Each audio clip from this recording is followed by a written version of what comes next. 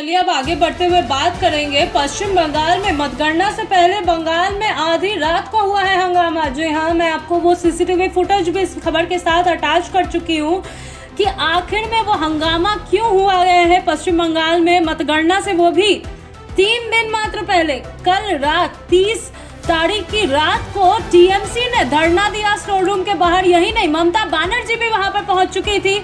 उन्होंने खुद वो पूरे जगह की जायजा किया था, वहां स्टोर रूम में वो जाके चेक की थी। लेकिन मैं आपको ये बता देती हूँ कि आखिर में ये हंगामा क्यों हुआ ईवीएम को लेकर। पश्चिम बंगाल विधानसभा चुनाव 2026 की मतगणना से ठीक पहले राज्य की राजनीति में तनाव चरम पर पहुंच गया है। चुनाव परिणाम आने से सिर्फ 2 दिन बाद ही, या फिर मैं ये कहूँ कि चुनाव परिणाम आने से सिर्फ 2 दिन बाकी है और इस बीच ईवीएम को लेकर एक बड़ा विवाद खड़ा हो गया है। ऑल इंडिया तृणमूल कांग्रेस यानी टीएमसी ने आरोप लगाया कि स्ट्रॉन्ग रूम में यानी कि स्टोरेज रूम में जहां ईवीएम रखे गए हैं वहां पे रखी बैलेट यूनिट्स के साथ छेड़छाड़ की कोशिश की गई है, जिससे पूरे चुनावी माहौल में हलचल मच गई है। यह विवाद गुरुवार देर रात उस समय और बढ़ गया जब मुख्यमंत्री ममता बनर्जी खुद कोलकाता के भवानीपुर स्थित मतगणना केंद्र पहुंची, जहां केंद्र साखावत मेमोरियल स्कूल में स्थित है, जहां संबंधित विधानसभा सीट के ईवीएम स्टोरेज या फिर मैं कहूं स्ट्रॉन्ग रूम रखे गए हैं। ममता बनर्जी अपने चुनाव एजेंट के साथ वहां पहुंची और कथित अनियमितताओं को लेकर अधिकारियों से जवाब मांगा। टीएमसी का आरोप है कि दूसरे और अंतिम चरण के मतदान के तुरंत बाद स्ट्रॉन्ग रूम में रखे बैलेट बॉक्स बिना अधिकृत पार्टी प्रतिनिधियों की मौजूदगी के बिना खोला गया।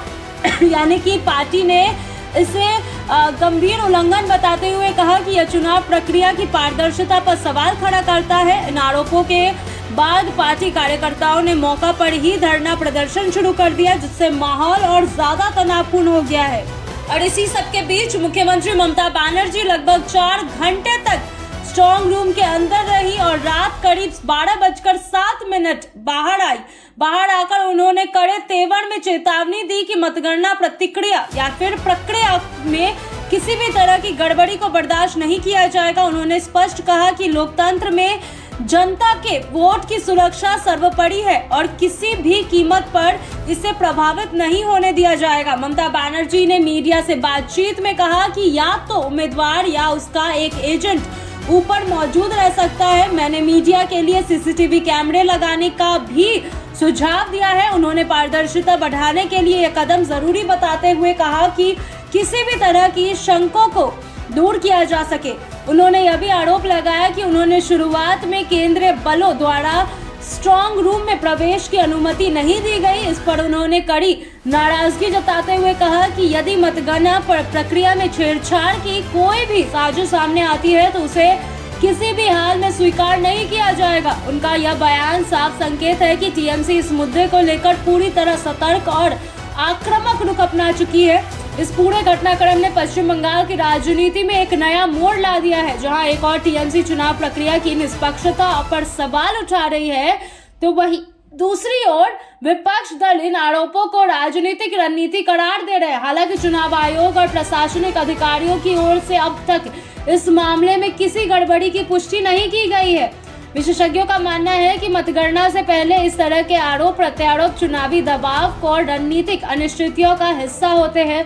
लेकिन इस बार मुख्यमंत्री का खुद स्ट्रॉन्ग रूम में जाकर घंटों मौजूद रहना इस विवाद को और भी ज्यादा गंभीर बना देता है। इससे यह स्पष्ट होता है कि चुनाव या फिर मैं ये कहूँ कि इस चुनाव में हर एक वोट और हर एक सीट का महत्व बेहद अधिक है। जैसे जैसे मतगणना की तारीखें नजदीक आ रही है, पश्चिम बंगाल की राजनीति का तापमान लगातार बढ़ता जा रहा है। सभी दल अपनी अपनी जीत के दावे कर रहे हैं, लेकिन ईवीएम और स्ट्रॉन्ग रूम को लेकर उठे सवाल ने चुनौती और चुनावी प्रक्रिया को केंद्र में ला दिया है।